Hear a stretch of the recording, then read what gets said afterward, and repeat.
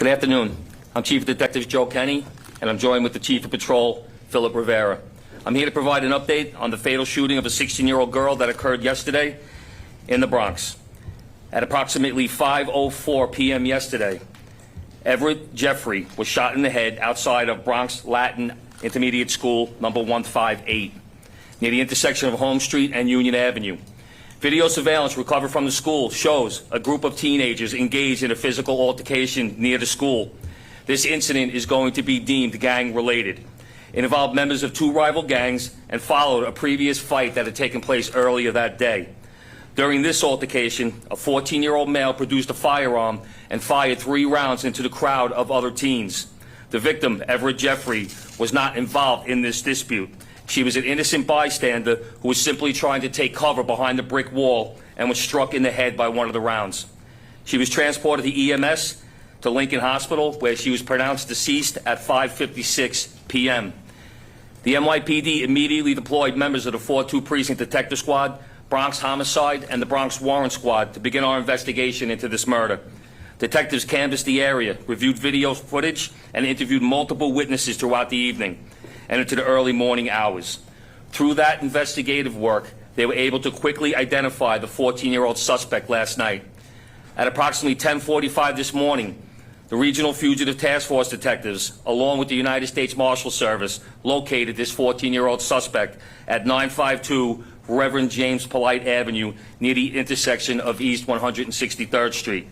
As the perpetrator attempted to enter a taxi, he realized the presence of police and tried to flee the scene, but our officers moved in quickly and apprehended him without further incident. This apprehension was the result of outstanding, relentless detective work. From the moment the shooting occurred, our investigators never stopped, working throughout the night, gathering evidence, building a case, and tracking down the suspect. Their quick action led to this suspect being apprehended in less than 18 hours. I would also like to thank the NYPD school safety agents, EMS, the Bronx District Attorney, and the Department of Education for their quick response and support at the scene. Our hearts go out to the victim's family, and we are committed to ensuring that justice is served in this case. I'll take any questions. All right, folks, some on-topic questions. Start with John Doyle, WCBN. Chief, did you recover the weapon used in this time? We have not. Okay, Tina Moore. Hi, Chief. What were the gangs? Can you tell us? Yeah, the gang is going to be KOD, which is Creep on Davidson. That's a new gang to the area. They have no members listed in our criminal group database. Their rival is FOE, Forest Over Everything. They have 16 members in our criminal group database. Okay, more questions? Go to Rocco Daly. Chief, was the shooter firing at any one person in particular? And can you talk about the previous fight, if that's all? There was a previous fight in the schoolyard itself that involved our shooter and another unidentified male. From the video that we saw of that incident, it appears that our shooter was actually the winner of that fight.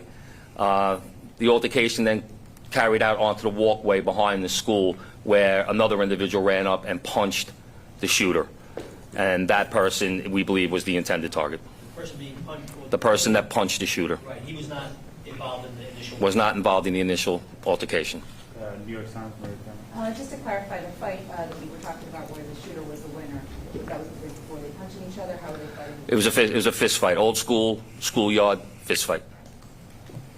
ABC 7, Shanta. Hi, Chief.